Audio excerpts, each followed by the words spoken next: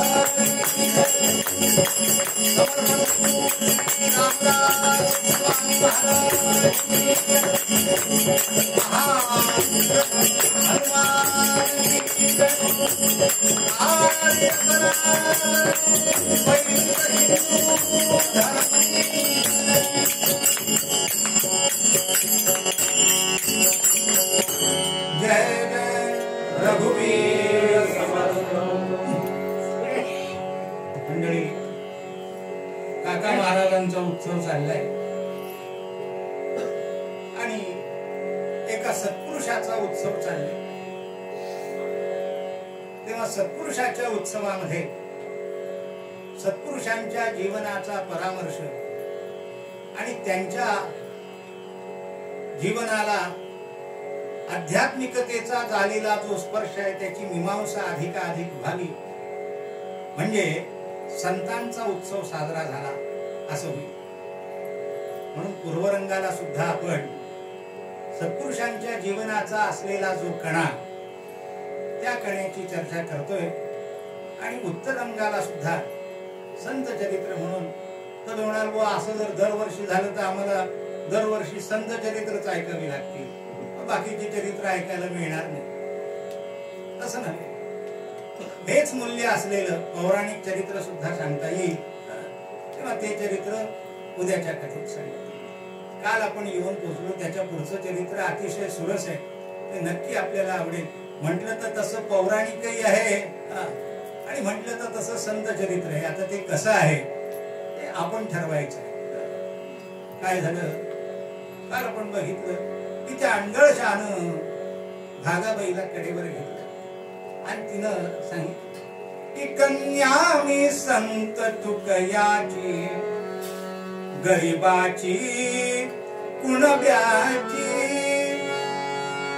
उदिम धंदा नाही पुरला कोणी विचारी नच आम्हाला फिकीर पोटाची हो हो गंजानी संत तुकयाची.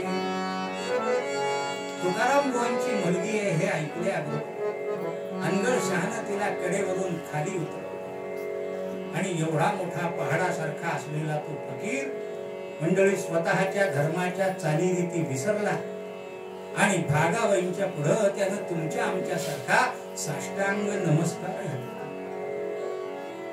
ते पाहिल्याबरोबर चिमुकल्या भागाबाई मागे सरल्या. त्या म्हणाल्या अहो अहो अहो अहो साई महाराज हे काय करतात? मी केवढी तुम्ही केवढे माझ्या पाया काय पडतात? म्हणून भागाबाईनं पुन्हा नमस्कार केला. तिनं नमस्कार केला म्हणून याने पुन्हा केला. जशी चौकात मारामारी चालते त्याप्रमाणे ही नमस्कारीत चालत राहिली बराच वेळ. सरते शेवटी अनगळ शहाणं तिला पुन्हा कडेवर घेतली. सांगितलं माय तू मला नमस्कार करू नकोस, तू माझी गुरु आहेस. तुझ्या एका चिमूटभर पिठानं माझा कटोरा भरून पाहिला. तुझा अधिकार थोर आहे. फक्त मला हे सांग की तुकाराम बुवांची मुलगी तुझे वडील कुठे आहेत? तिनं सांगितलं महाराज माझे वडील की नाही लोक त्यांना फार त्रास देतात आणि म्हणून भंडारा डोंगरावर जाऊन राहिले. कसं जायचं? हे असं असं असं असं जा म्हणजे भंडारा डोंगरावर जाऊन तो तिनं पत्ता सांगितला. ते म्हणले जातो. हा तुझ्या वडिलांना भेटल्याशिवाय माझं काम होणार नाहीये, तेव्हा मला त्यांना भेटलंच पाहिजे. तुझा जर अधिकार एवढा तर तुझ्या वडिलांचा अधिकार एवढा. जातोच. जातो म्हटल्यानंतर भागाबाईंनी पुन्हा नमस्कार घातला. आता हा तुम्हाला केलेला नमस्कार नाहीये, हा नमस्कार मी तुम्हाला दिलेला आहे. हा नमस्कार माझ्या बाबांसाठी. 2.5 महिने झाले मला माझ्या वडिलांचं चरण दर्शन मी त्यांना पाहिलं. तेव्हा हा माझा नमस्कार तुम्ही घाला आणि सांगा हा भागाबाईचा नमस्कार आहे, कसंही करा पण आम्हाला भेटायला लवकर या हो म्हणा. गहीवरून सांगितलं भागाबाई. त्या अनगळ शहाणे डोळे पुसले आणि निघाला.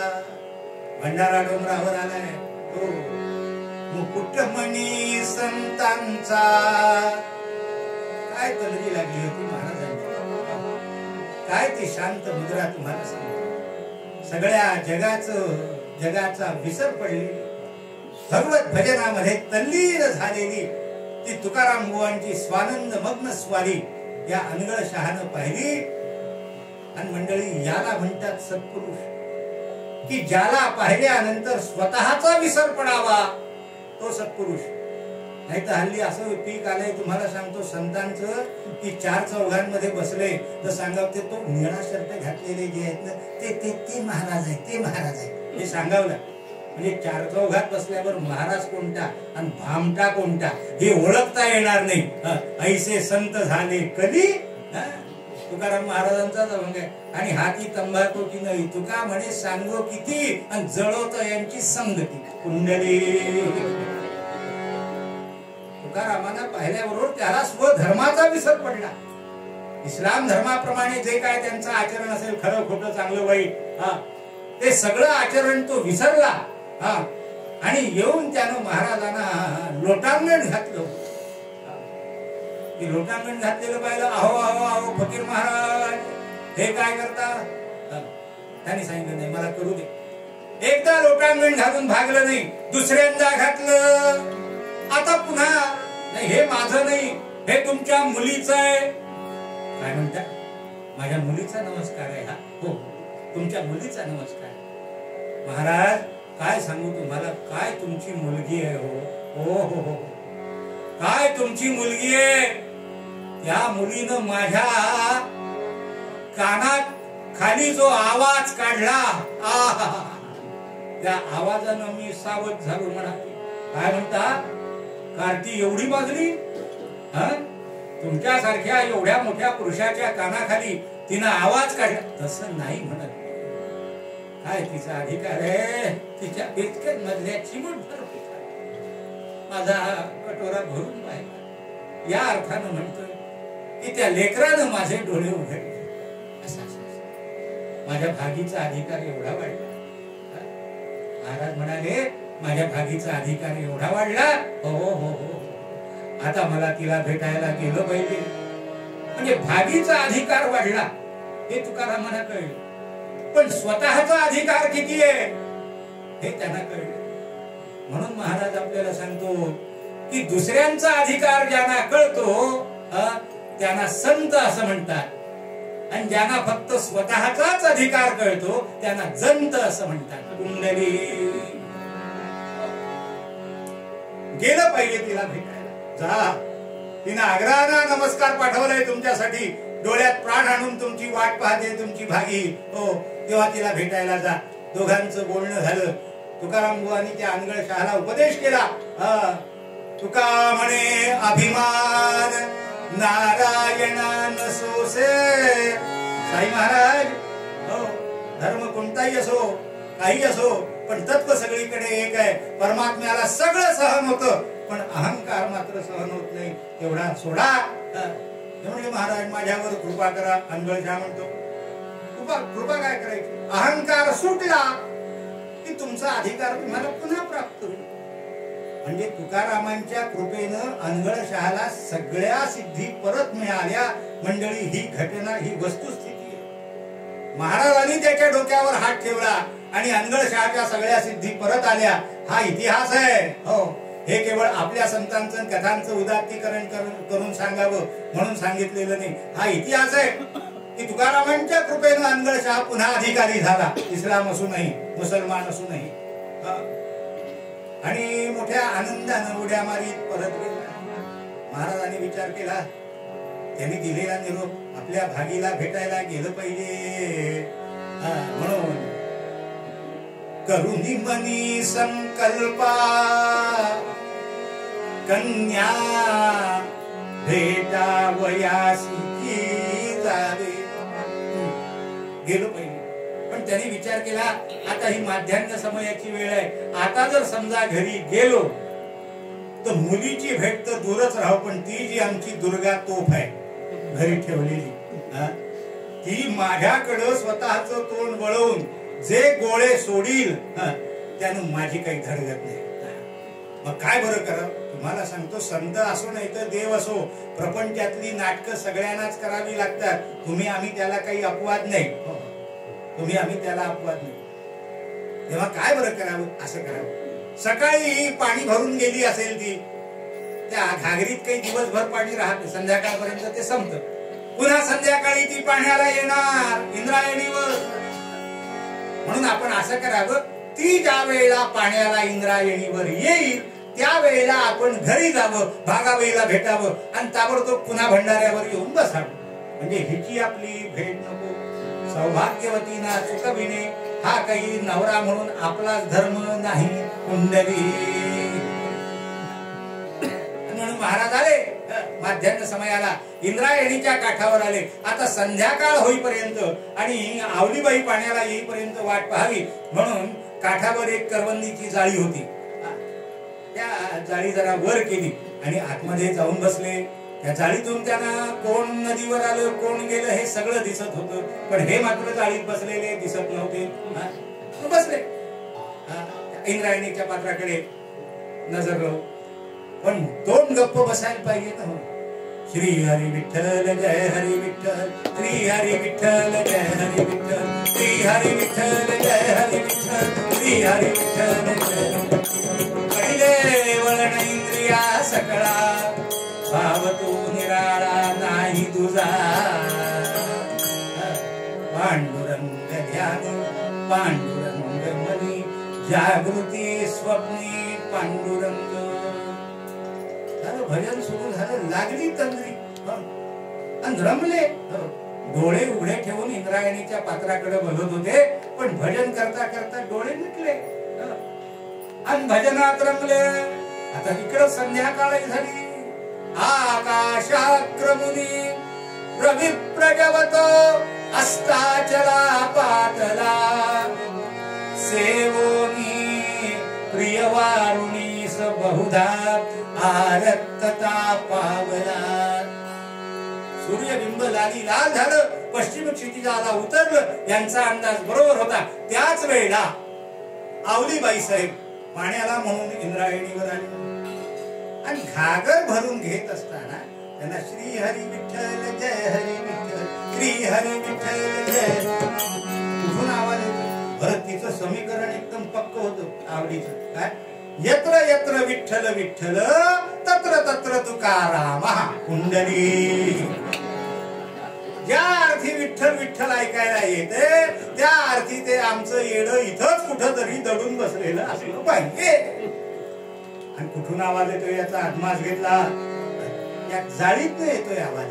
आल्या चिमटीत ती जाळी धरली आणि जाळी धरून वरती केली आणि वर करून महाराज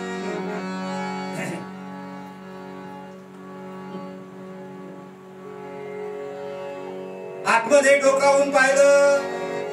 तुकाराम महाराज पाहिल्या बरोबर तुम्हाला सांगतो त्यांनी खांद्यावरून उपरणं घेतलं होतं. असं त्या उपरण्याची दोन्ही टोकं धरली आणि मानगुट सापडलं त्या उपरण्यात आणि ओढलं महाराजांना बाहेर. म्हणून तुम्हाला सांगतो नवऱ्यानं दोन्ही खांद्यावर उपरणं घेऊन कधी घरात जाऊ नये. कुंडली केव्हा आपली मान सापडेल तिच्या हातात उपरण्याच्या निमित्तानं ते काही सांगता येत नाही. ती उपरण्याची दोन्ही टोकं धरून ओढलं बाहेर. इथं बसलाय, इथं बसला का हो? विठ्ठलाशिवाय चैन पडत नाही तुम्हाला, इथं बसला. या असे बाहेर म्हणून काढलं त्यांना इंद्रायणीच्या पात्रामध्ये आणि जे हजेरी घ्यायला सुरुवात केली. ती म्हणाली का माझ्याशी लग्न का केलं? सांग कशासाठी तुला बदसी पडली. अरे सांग कशासाठी तुला बदसी पडली. हो सांग कशासाठी तुला सांग कशासाठी तुला, सांग कशासाठी तुला, सांग कशासाठी तुला बदसी पडली. सांग कशासाठी. अहो खायासी अन्न नाही, खायासी अन्न नाही, खायासी अन्न नाही. का माझ्याशी लग्न केलं सांग? खायासी अन्न नाही, खायासी अन्न नाही. आरडती मुले, आरडती मुले. सांग कशासाठी तुला बदसी पडली. अरे सांग कशासाठी तुला बदसी पडली. हा बदसी पडली. हो बदसी पडली. काय माझ्याशी लग्न? तुला जर संसार करायचा नव्हता, विठ्ठल विठ्ठल करायचं होतं तर एकटा सडा का नाही राहिलास? माझ्याशी लग्न करून हे लेकरं बाळ करून विठ्ठल विठ्ठल करीत बसला. तुला दिसत नाही सगळ्या जगात देव दिसतो म्हणे. सर्व विष्णुमय जगत अशी तुझी दृष्टी झाली आहे म्हणे. सगळ्या जगात तुला तो पांडुरंग दिसतो पण तुला माझ्यात आपल्या लेकरात पांडुरंग दिसत, त्यांची वेदना दिसत नाही तुला. तुम्हाला सांगतो रडकून गेल्या. आवलीबाई रडकून दिला. पण महाराज तेवढे शांत. ते म्हणले आवले आवले आवले रडणं थांबव. आणि मी तुझ्याशी लग्न केलं हे जे तुझं म्हणणं आहे ते खरं नाही. मी तुझ्याशी लग्न केलेलं नाही. काय म्हणावं या बेशरमपणाला. लग्नाच्या बायकोला म्हणतोय मी तुझ्याशी लग्न. अगं खरं सांगतो मी तुझ्याशी लग्न केलेलं नाही आणि तूही माझ्याशी लग्न केलेलं नाही. हा हे भलतच बोलणं. मला सांग आपलं लग्न झालं तेव्हा मी किती वर्षाचा होतो? म्हणजे 14 वर्षाचे. तू किती वर्षाची होती? 8 वर्षाची. मला सांग 14 वर्षाचा मुलगा आणि 8 वर्षाची मुलगी स्वतःचं लग्न स्वतः करून घेऊ शकतात का? मी त्या काळातलं सांगतो बरं. हल्लीच्या काळात कोण काय करेल याचा काही नियम राहिलेला नाही. पण 14 वर्षाचा मुलगा आणि 8 वर्षाची मुलगी हे आपलं लग्न आपण करून घेऊ शकतात का? त्या म्हणल्या नाही. आपण एकमेकांशी लग्न केलेलं नाही. तुझ्या मायबापानी तुझं माझ्याशी आणि माझ्या मायबापानी तुझ्याशी माझं असं लग्न लावून दिलेलं आहे. आपण लग्न केलं नाही, आपलं लग्न लावून दिल्या गेलंय. काय युक्तिवाद आहे तुम्हाला सांगतो. आता हे बघ, तुझेही मायबाप शिल्लक राहिले नाही आणि माझेही मायबाप शिल्लक राहिले नाही, दोघी जण स्वर्गवासी झाले. आता आपण जितके दिवस जगायचं तितके दिवस जगू, दोघही जण स्वर्गाला जाऊ. मी माझ्या मायबापाजवळ जातो आणि तू तुझ्या मायबापाजवळ जा आणि आपण विचारू त्यांना का आमचं लग्न लावलं. उत्तर तिथे मिळेल. बाई बाई बाई बाई बाई बाई बाई निर्लज्जपणाची कमाल झाली. हे असलं काहीतरी बोलणं. हा असं बरं असो, असो काय असो, घराकडे चला. तुम्हाला सांगतो ती इतकी पक्की होती की हे मधूनच पळून जातील म्हणून तिनं ते हातातलं उपरणं सोडलं नाही. दाब्याला बांधलेलं जसं एखादं जनावर आणावं तसं तिने ते उपरणं धरून ठेवलं आणि महाराज माग माग माग माग मग तिच्या मुलाने इतका आनंद झाला. बाबा बाबा बाबा बाबा बाबा. काय घरातलं चित्र. महाराजांना आवलीबाई साहेबांना जवळ ते म्हणाले, आवली तू रडतेस, तक्रार करते प्रपंचाची, अगदी बरोबर, तुझं काही चुकलं, पण त्याच्यावरचा मी जो उपाय सांगतो तो उपाय तू करीत तुझा अजूनही विश्वास बसत नाही. हरीची दासा नाही भय चिंता, दुःख निवारिता नारायण. माझ्या पांडुरंगाला शिव्या घालतेस, त्याच्या नावानं खडे फोडतेस.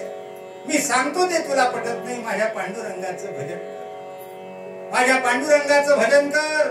हो, तुला तुझं कल्याण होईल, खरं सुख तुला प्राप्त होईल, सौख्य प्राप्त होईल. अजूनही माझं ऐक, अजूनही माझं ऐक. ऐकू, तुमच्या पांडुरंगाचं भजन करू. हो, म्हणजे काय होईल, म्हणजे तुझं कल्याण होईल. महाराज म्हणाले, पांडुरंगाच्या भजनाने तुझं कल्याण होईल, तुला वैभव मिळेल असं नाही बोलू.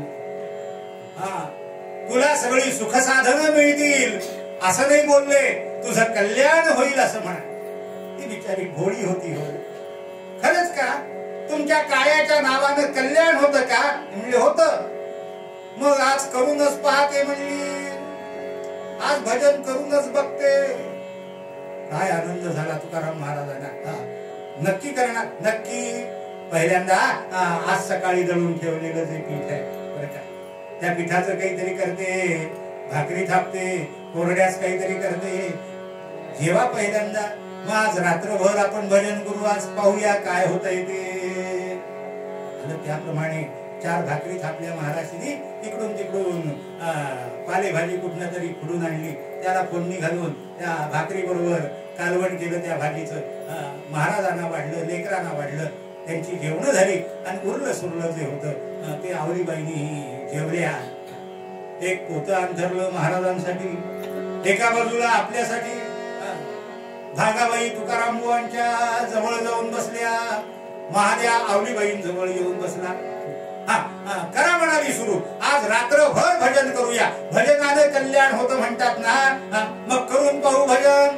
सुरू झालं.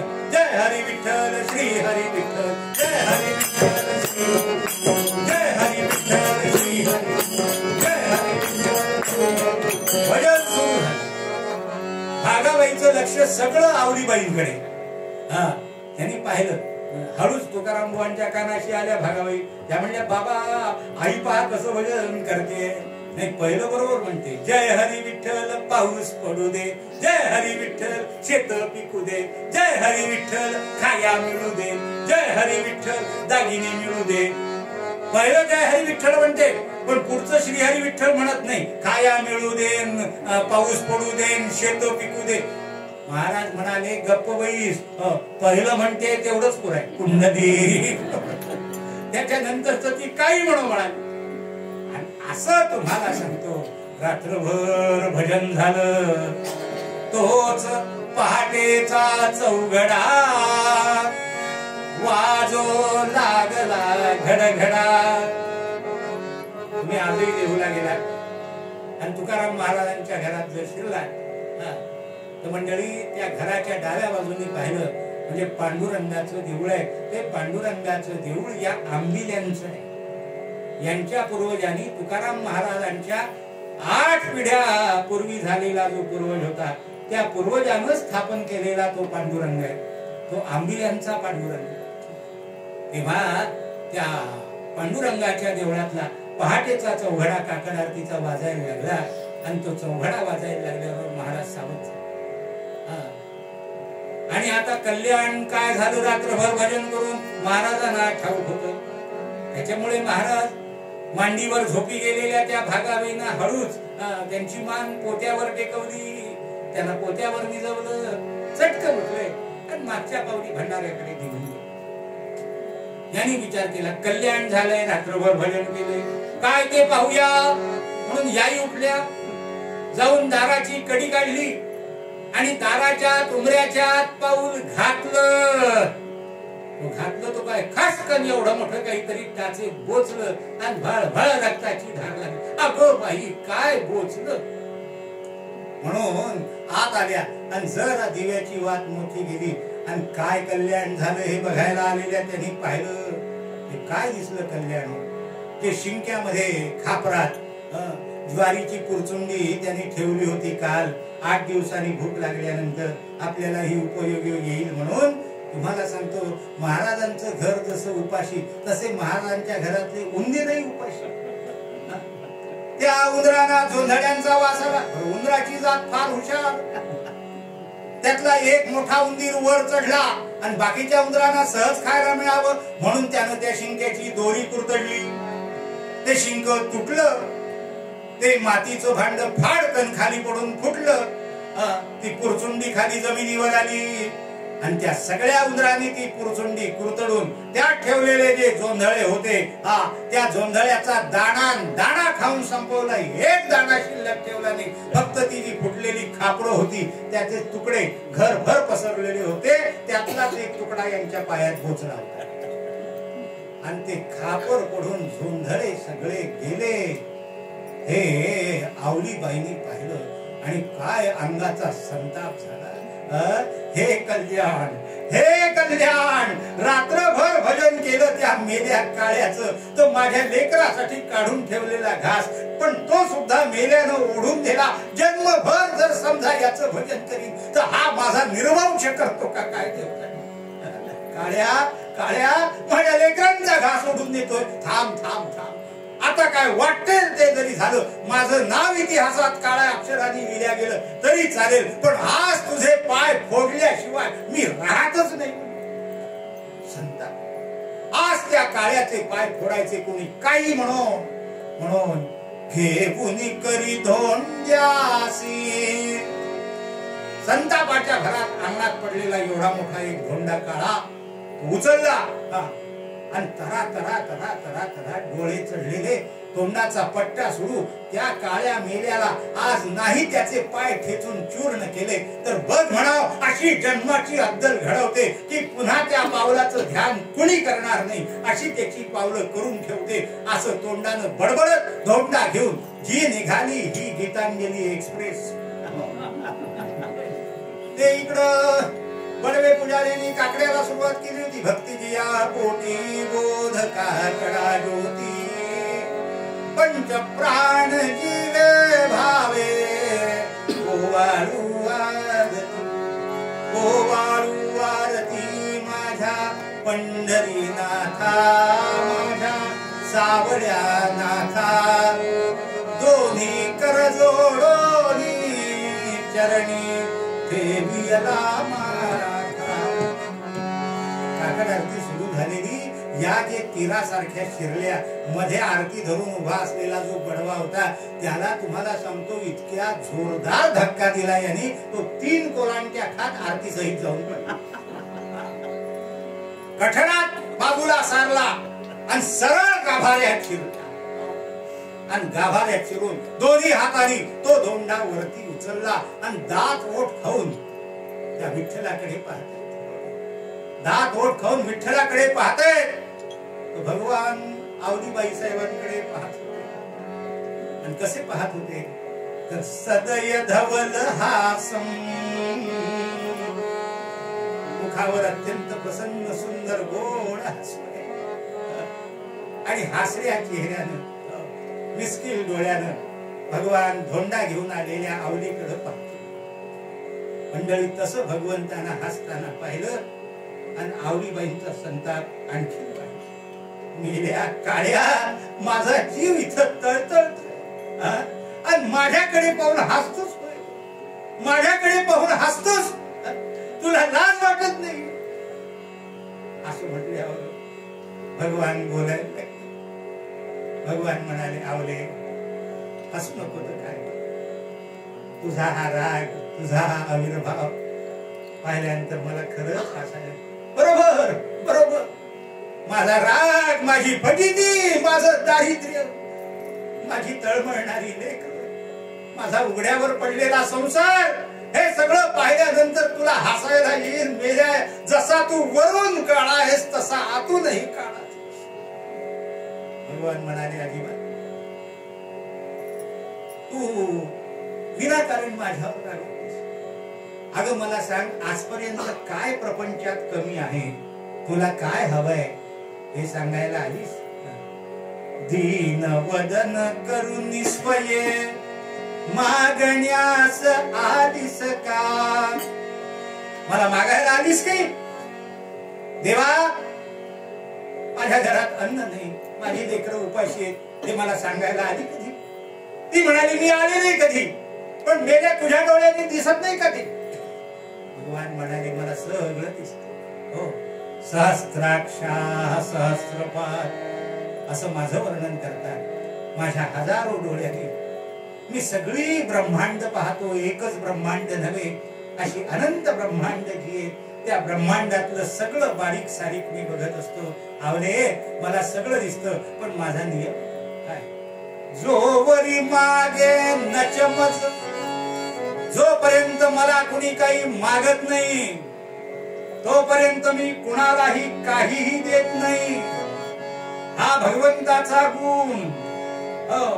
भिक्षू, ब्राह्मण, प्रवचनकार, कीर्तनकार यांच्यासाठी यजमानाने पक्का धरून ठेवलाय कुंडली.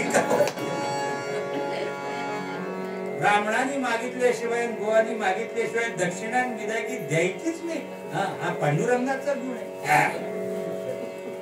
आवले, आपल्या तोंडाने मागितल्याशिवाय मी कुणाला काहीही देत नाही. पुढं कलियुगाच्या काळामध्ये सहकारी पतसंस्था निघतील, त्या गोरगरिबांना कर्जही देतील, पण अर्ज केल्याशिवाय जसं कर्ज मिळायचं नाही, तसं तू तोंडाने मागितल्याशिवाय मी काही देणार नाही. असं असं मग माझ्या घरात काय कमी आहे ते दिसलंय तुला, ते सगळं पूर्ण कर. आणि म्हटल्याबरोबर आवलीबाई साहेबांना सांगितलं, ये हा अशी पुढे. अहो, ऐकलत का? ऐकलत का?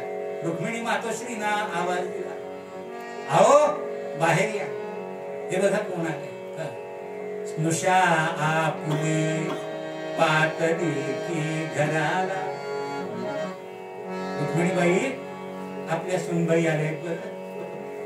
आपल्या सुनबाई, आपल्या तुकारामाचं लग्न झालं ना, त्यावेळेला आपण यांचं सोनमत करायचं आपलं राहूनच.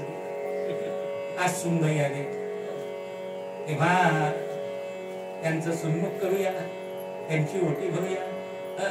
स्नुषा आपुली पातळी की गृहाला, वधोनी असे नेतसे ती गृहाला. रुक्मिणीने मोठ्या प्रेमानं आवलीचा हात धरला, अंतर्गृहात आणलं गाभाऱ्याच्या, आणि अंतर्गृहात आणून सांगितलं, बसा. आणि म्हणून रत्नजडिताचा चौरंग बसायला आवलीबाई साहेब. आणि आता आहेर करायचा ना सुनेला, मग करते म्हणाय. काय सांगू आपल्याला, सुवर्णाचं भलं मोठं सूप, त्याच्यात हिरे, माणकं, रत्न, मोती, पोळे, सोन्याची नारळ. म्हणाल, एवढं सगळं तुम्ही बघायला गेला होतात का? पण सांगायला माझ्या बापाचं काय जातंय. कुंडली आणि रुक्मिणीने भरलेली ओटी आहे ती काय कंट्रोलच्या तांदळानं भरणार आहे? तिनं भरलेली ओटी हिऱ्या माणकाचीच असणार आहे. असं सूप भरून आणलं, बसवलंय महाराज. आणि वस्त्र प्रावरणांचा आहेर करायचा. आणि म्हणून त्या जगन्मातेला काय कमी आहे? सगळं विश्व जी निर्माण करू शकते, ते आहेराचं वैभव निर्माण करणं तिला काय कठीण आहे? तिनं एक एक वस्त्र आपल्या हातानं काढायला प्रारंभ केला. आणि जे शालू काढले ते काय काय शालू येते. अहमदाबादी अतिशकुमार, अहमदाबादी अतिशकुमार, अहमदाबादी अतिशकुमार, पुण्याचा तो कुर्तेदार, पुण्याचा तो कुर्तेदार, नागपुरीचे सुंदर खडीचे, अहो नागपुरीचे सुंदर खडीचे, नानापरीचे नगरगमतीचे. एकापेक्षा एक सुंदर शालू. अहमदाबादी वेगळा, पुणेरी वेगळा, बनारसी वेगळा, नागपुरी खडीदार वेगळा. नुसतं शालू नाही, मग त्याच्यावर काय मॅचिंग का काय म्हणतात ना, काही याचे सरळ मॅचिंग, काही याचे कॉन्ट्रास्ट मॅचिंग. कॉन्ट्रास्ट मॅचिंग काय असतं म्हणजे जर लाल रंगाचं पातळ असेल तर हिरव्या रंगाचं ब्लाउज पीस, त्याला कॉन्ट्रास्ट मॅचिंग म्हणतात. ते बहुतेक व्यक्तींमध्ये मध्ये दिसतं. काळा काळा बुवा, पांढरं पांढरं धोतर, कॉन्ट्रास्ट मॅचिंग. अहमदाबादी अतिशकुमार, पुण्याचा तो कुर्तेदार, नागपुरीचे सुंदर खडीचे, नानापरीचे नगरगमतीचे. आणि ती झाली, आणि ती झाली भक्ता अरती गली, आणि भक्ता अरती गली, आणि भक्ता अरती गली. नाना तऱ्हेचे शालू, एक शालू, दुसरा शालू, तिसरा शालू निर्या कराव्या आणि त्या तिच्या खांद्यावर द्याव्या, निर्या कराव्या त्या तिच्या खांद्या. हे इतके शालू, इतके खण झाले महाराज की आवलीबाई त्याच्या खाली बुजल्या. एवढं सगळं झाल्यानंतर ही वस्त्र झाली.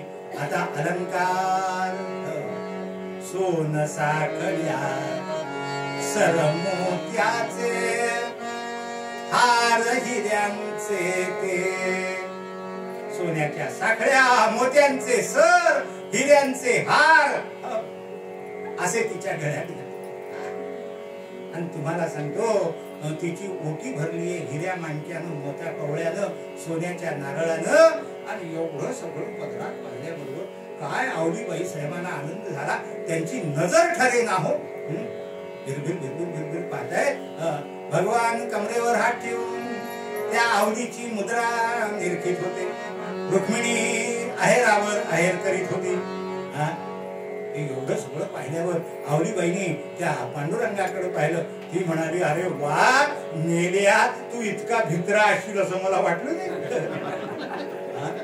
तू इतका भित्रा असशील असं मला वाटलं नाही. भगवान म्हणाले, म्हणजे काय? धोंडा घेऊन आले, तुझा पाय फोडा, तुझे पाय फोडायला तर मेल्या पंढरी घाबरली तुझी. आणि पंढरी घाबरून हे एवढं सगळं मला द्यायला तयार झालास. हे जर अगोदर कळलं असतं तर पूर्वीच दगडात दगड घेऊन आले असते तुझे पाय फोडायला. आता हे झाल्यानंतर बाहेर जाते आणि माझ्या सगळ्या मैत्रिणींना सांगते, काय प्रत्येकीनं धोंडा घेऊन देवाचे पाय फोडायला जा, म्हणजे तुम्हाला पाहिजे तेवढं वैभव मिळेल. भगवान हसले. ते म्हणाले, आवले नच मी घाबरलो,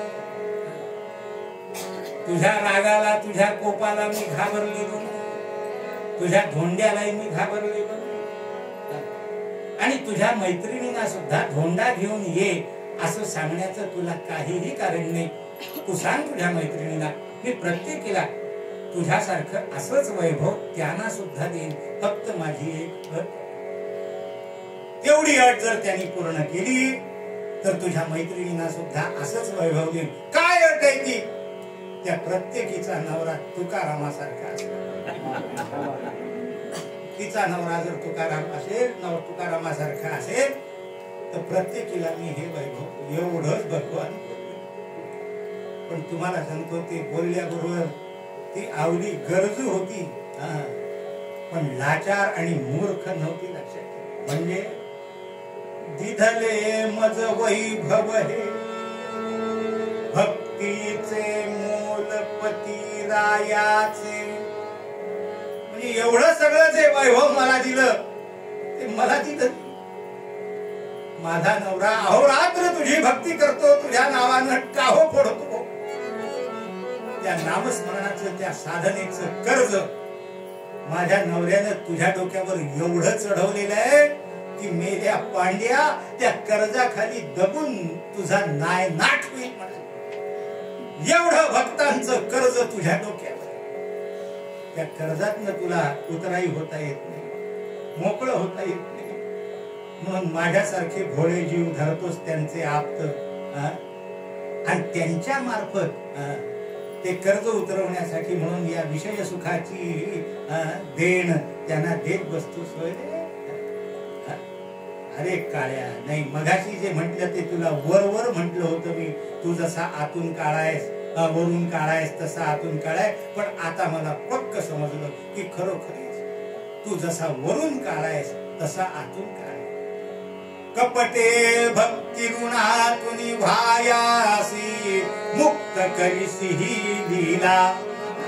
कपटानं भक्ताच्या भक्ती ऋणातून मोकळं व्हावं त्याच्यासाठी म्हणून माझ्यासारखीशी ही कपट लीला करतो आणि तुकारामाच्या ऋणातून मुक्त होण्याचा प्रयत्न करतो. काळ्या, तुझा नाश झाला तरी मी तर तुला या ऋणातून मुक्त होऊच देणार नाही म्हणली. आणि म्हणून ते ओटीत भरलेले सगळे हिरे माणक पोवळी मोती जी होती ती सगळी रास दिली जमिनीवर.